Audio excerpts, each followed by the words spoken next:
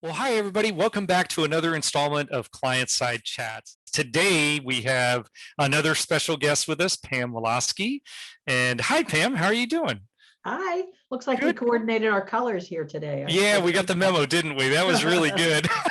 But great to see you and great to hear. We were having a little bit of a conversation before we got into recording here, and both of us are feeling everything's starting to pick up and do a little more things in person, and that's great to see. So today we're going to talk about success stories and safety. And Pam, I know you and I were talking, you were thinking, oh, I've got a couple here, which is always awesome to hear such great safety people having a number of choices to be able to choose from. So Mhm.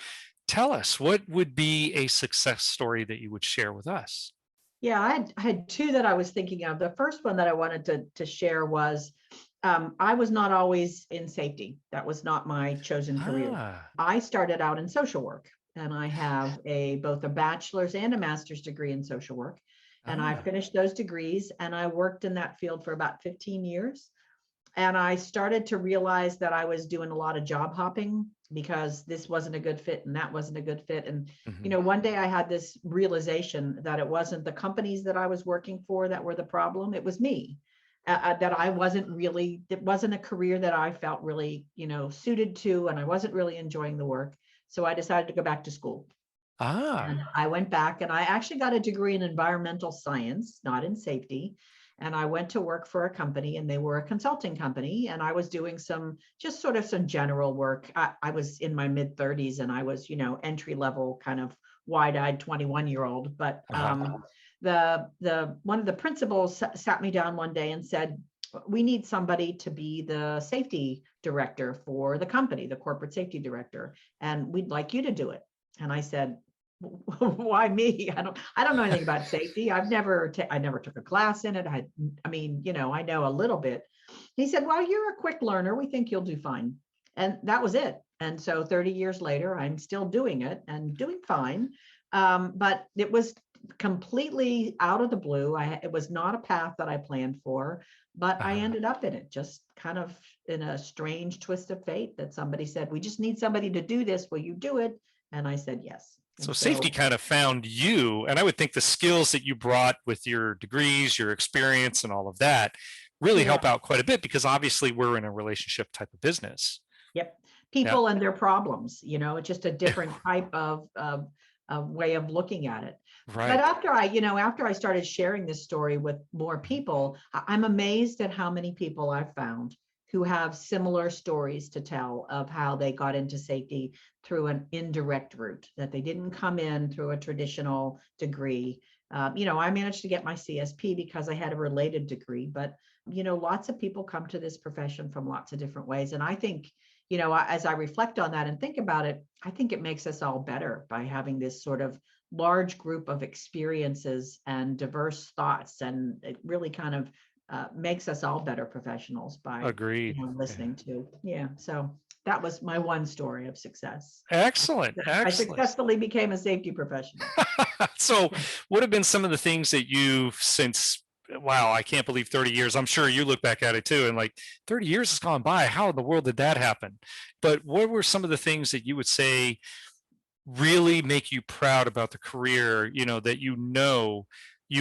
you've achieved something that really got, people to be safe in the way they work and the way they're thinking, and you could see that actually come out. Is that an example that also you could share with us? Yeah, as I think about over the years, and you say the how long has it been, and all of a sudden, I've been saying that I've been a safety professional for 25 years, for a really long time. And I sat down and counted the other day and realized I was now at 30. I hadn't made that connection. But one of the things that I have done a lot of over the course of my career is training, seminars, workshops, things like that. It's just Yeah. something I've done a lot of, and a lot of consultants do that. I mean, that's a typical thing. At the very beginning, when I was first starting to do training, I was in front of a group of people. I was in a steel mill, and these were all maintenance and outage professionals who had Uh, 20, 30 years experience doing what they're doing. And even though I was in my mid 30s, I wasn't, just a younger person. I'd never been in a steel mill in my life. I mean, I got a tour 2 weeks before I started doing the training. I hadn't That's had fun. any experiences in manufacturing or construction as I was growing up. My dad worked in a bank. And so I was understandably nervous, but my approach at that class and subsequently has always been, I may not do the job you do. I may not be a millwright or an HVAC technician or an engineer, but I know a little bit about safety, and you know a little bit about how to do your job. And it seems to me that if we could be partners together on this, we could learn from each other. And at the end of the day, your job can be safer for you. So I don't have all the answers. I'm not trying to tell you how to do your job, but I do have some ideas, and maybe we can work together on this. And so I've always taken that partnership approach with training. And it's paid off. I've had numbers of times people have said to me, this was, I've been through this class 20 times before, but this one was really interesting and I really felt like I learned something, and you did a really good Ah, job. And so I think that approach has been successful for me, because I think it just takes into account the basic integrity of that person in front of you in the room, who is there because they have to be, maybe, or because they want to be, but they're there to learn something. And it's my job to make that worth their time, so that when yeah. they walk out of the room, they feel like it was worth their time. And that's really kind of been my goal whenever I do training. And it's worked, not because I'm a special trainer, but because I approach the people in front of me with a partnership mentality, as opposed to I'm the expert and I'm going to tell you what to do. So And that's that's excellent. I tell you, because you're playing to the skills, the strengths of the individuals. Obviously, they're successful doing what they're doing because they're there doing the job, right? right. And so now we're using that team approach to make this work. And we know that teams and businesses that work as part of a team really exceed the results and the performance of other businesses, which may be one person control, if you will. Right. And I think, people respond to that authentic respect Uh-huh. for who they are and what they do.